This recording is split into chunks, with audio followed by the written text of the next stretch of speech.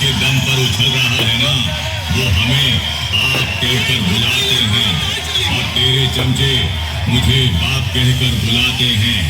इसलिए तुझे मैं एक सलाह दूंगा कि बेटा, तेरे बस की बात नहीं है और तू कंपटीशन करने की सोचता है।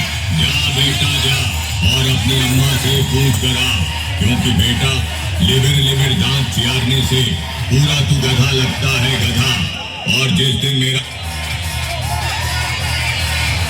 साले कि ना तू घर का रहेगा और ना ही घाट का रहेगा, क्योंकि बेटा तेरे जैसे नमूने प्यार से मुझे जीजा जी कहकर बुलाते हैं।